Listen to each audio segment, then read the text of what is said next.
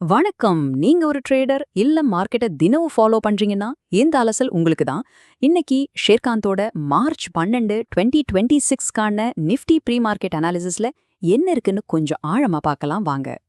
So எல்லா traders மனசுலயும் இருக்கிற ஒரே கேள்வி, நிஃப்டியோட அடுத்த மூவ் என்னவா இருக்கும், கரெக்டா? இந்த பகுப்பாய்வு இந்த கேள்விக்கான சில முக்கியமான க்ளூஸ் கொடுக்குது. வாங்க இன்னும் கொஞ்சம் உள்ள போய் பார்க்கலாம். சரி, நாம இந்த நம்பர்ஸ் எல்லாம் பார்க்கறதுக்கு முன்னாடி ஒரு முக்கியமான விஷயத்த புரிஞ்சுக்கணும். பாருங்க, நான் செபி ரெஜிஸ்டர்ட் அட்வைசர் இல்ல, இது வெறும் எஜுகேஷனல் பர்பஸ்க்காக மட்டும்தான் அப்படின்னு ஷேர்காந்தி சொல்லியிருக்கார். சோ இது ஒரு ப்ரொஃபஷனல் அட்வைஸ் கிடையாது. இதை வச்சு நீங்க எந்த ட்ரேடும் எடுக்கிறதுக்கு முன்னாடி உங்களோட ஓன் ரிசர்ச் பண்றது ரொம்ப ரொம்ப முக்கியம். ஓகேவா? ஓகே, வாங்க அனாலிசிஸோட பார்ட்க்கு போலாம். அதாவது நேத்து மார்க்கெட்ல மார்ச் 11ஆம் தேதி என்னதான் நடந்துச்சுன்னு முதல்ல பாப்போம்.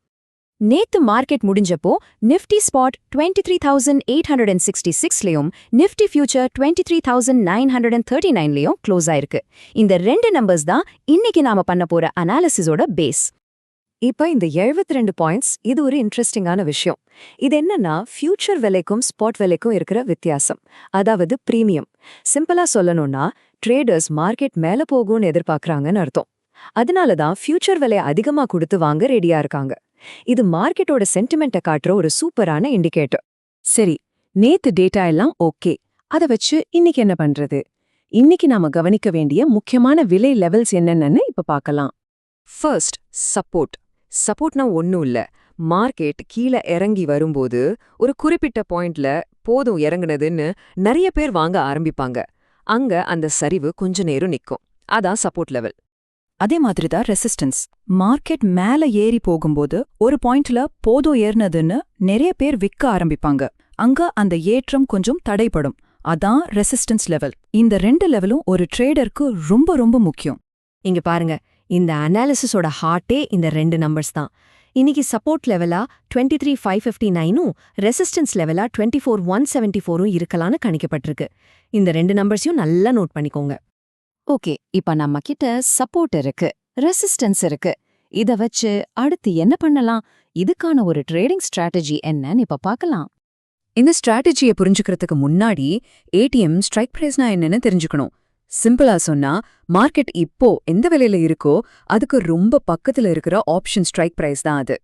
இந்த ஸ்ட்ராட்டஜி ரொம்ப சிம்பிள். ஸ்டெப் 1, 23,850, 23,900 இந்த ரெண்டு ஏடிஎம் ஸ்ட்ரைக்கையும் நல்லா வாட்ச் பண்ணுங்க. ஸ்டெப் 2, மார்க்கெட் மூவ் ஆகும்போது இந்த ஸ்ட்ரைக்ஸ்ல இருக்கிற கால் ஆப்ஷனும் இல்ல புட் ஆப்ஷனும் நல்லா நகர வாய்ப்பு இருக்கு. ஸ்டெப் 3, எவ்வளவு தூரம் போகலாம்னா 72 பாயிண்ட்ஸ்ல இருந்து 307 பாயிண்ட்ஸ் வரைக்கும் ஒரு டார்கெட் எதிர்பார்க்கலாம்.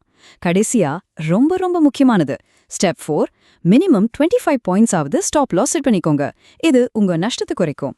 ஓகே, இவ்ளோ நேரம் பார்த்ததோட ஒரு குவிக் சம்மரி பார்த்துடலாம். இன்னைக்கு நம்ம ஞாபகம் வச்சுக்க வேண்டிய முக்கியமான விஷயங்கள் என்னென்ன?